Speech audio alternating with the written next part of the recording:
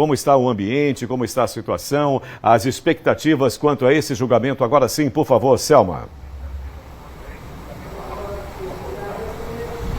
Isso mesmo, viu, Sérgio? Um clima, de fato, que a família espera a justiça. Uma jovem tão nova, 19 anos, né, foi encontrada morta nesse motel aqui no município de Maruim. Como eu falei, esse júri é composto totalmente por mulheres, são 7 mulheres que estão lá na sala de júri nesse momento, ouvindo o réu que está se pronunciando a respeito desse assunto. A gente conversa nesse momento, Sérgio, com a tia da vítima, a Marcela Rezende. De fato, como era a relação deles, né? Eles vinham apresentando uma agressividade? Boa tarde. Boa tarde. Sim, mas não que a gente, assim, da família...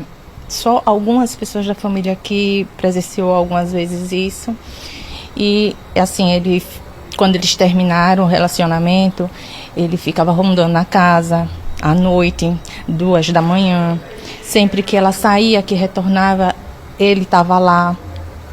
Uma vez elas pediram lanche, o rapaz, o entregador, se assustou porque viu ele lá no local à noite. Como a gente mora em sítio, ele ficava rondando a casa. Ele sempre estava ali, né, se mantendo próximo a ela, não aceitava esse fim. Não, ela não podia ter amizade com ninguém, assim, com homem. Ele tentava, de alguma forma, conseguia o número para ameaçar a pessoa, para afastar dela. Era sempre assim. E uma jovem que ela não apresentava abertamente à família essas crises de ciúmes que ele tinha. Isso, porque assim, ela tinha medo que ele viesse fazer o pior, como veio.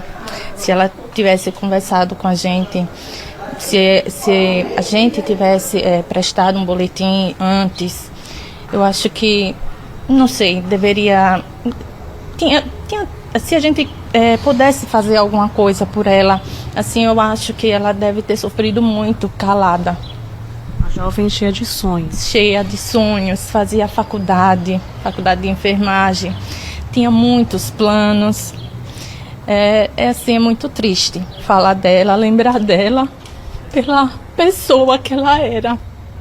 Era uma menina muito feliz, madrinha, sempre que eu lembro dela, assim, é inevitável não se emocionar em lembrar de Manuela, da madrinha da minha filha, que sempre pergunta pela Dinda Manu, que sente falta pela Dinda Manu. E é muito triste pelos sonhos dela que a gente teve que foi cancelado, foi tirado dela. Todos os sonhos dela com a gente, com a família, porque era sonho dela e a gente fazia parte desses sonhos. E assim, é muito triste a gente receber uma notícia dessa. E ainda tem que passar por tudo isso, ver a pessoa que causou todo esse sofrimento solto. Porque ele está em casa. E a minha sobrinha? Mesmo que ele seja preso, assim, ela não vai vir. Ela não vai estar com a gente. Não vai ter mais a Dinda Manu para arrumar os aniversários de Melina. E é muita dor mesmo. Eu imagino agora qual o sentimento, né, da família nesse momento, o que a família aguarda de fato. Que a justiça seja feita, que ele pague pelo que ele fez, apesar de não trazer ela de volta, mas que ele pague pelo que ele fez, preso, não em casa como ele estava, porque uma tornozeleira isso não é nada, ele tem que pagar preso, não é uma doença como ele alega, que ele tem que ficar em casa, que ele sempre usa a doença dele, para ele ficar em casa, o coitadinho tem que ficar em casa, porque é doente, o presídio não tem condições de manter ele. Então eu quero que ele pague na cadeia. Obrigada, viu, pelo seu depoimento aqui com a gente. Sérgio, ela fala justamente dessa doença porque a defesa do réu justamente traz esse ponto, né? O Rian, que é o réu, ele tem uma doença, ele nasceu e ele precisa, né, fazer colostomia. Então ele passa rotineiramente por procedimentos cirúrgicos. Então essa tem sido a linha de defesa, né, que está acontecendo nesse momento. O réu está sendo ouvido, como eu destaquei, o júri é composto por 7 mulheres e a gente segue acompanhando esse júri popular em relação à morte, a esse assassinato brutal da jovem que perdeu a vida aqui no município de Maruim. Sérgio? E eu confesso a você, Selma, fiquei verdadeiramente emocionado ao acompanhar esse depoimento. Tanto sofrimento, tanta dor e esses sonhos todos destruídos dessa moça. Inacreditável. Como se a doença justificasse algo. Como, quantas e quantas pessoas não sofrem da mesma doença e não cometem crimes bárbaros, absolutamente injustificável. Muito obrigado, Selma. E tem uma outra coisa que eu vou te dizer também. É uma coisa muito séria que eu vou comentar com você. E esse não é um erro dos juízes. Não, eles não erram nessas questões. Esse não é um erro dos operadores do direito, os advogados, as advogadas, não. Estão ali para trabalhar. Essa é a atividade, a função original deles é essa defesa. O que erra demais é a lei completamente errada, na medida em que você vê um monstro desqualificado, uma figura absolutamente fora de controle, um verdadeiro monstro à solta. Ah, mas eu tenho essa doença, absolutamente nada a ver.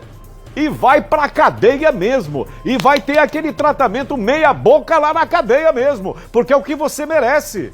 E não vai usar a doença como escudo, como pano de fundo, como muro, para esconder essa sua tamanha brutalidade. Muito pelo contrário, vai lá e paga. Agora, o que erra é a lei, esse crime hediondo. Dali a pouquinho, como já vimos em vários, eu passaria horas desfilando casos tenebrosos aqui, da crônica policial brasileira, em que dali a pouquinho o assassino está solto, 6 anos e meio, 7 anos. Vi de caso, por exemplo, de Guilherme de Pádua, inacreditavelmente o assassino solto depois de 6 anos e 8 meses. Aquela monstruosa figura Paula Tomás, assassinos os dois, da Daniela Pérez. A Paula está fazendo direito, não sei, inclusive talvez tenha até terminado a faculdade. Você acredita nisso, a Paula Tomás? Assassina, 18 golpes de faca no peito da menina, está solta. E o Guilherme partiu dessa para uma pior, deve estar queimando no fogo do inferno. Isso tem que mudar, essas leis precisam mudar. Pegou 18, 19 anos, pague integralmente, não tem saidinha nenhuma. Tem que haver uma mudança radical na legislação brasileira. São 12 horas e 6 minutos e atenção.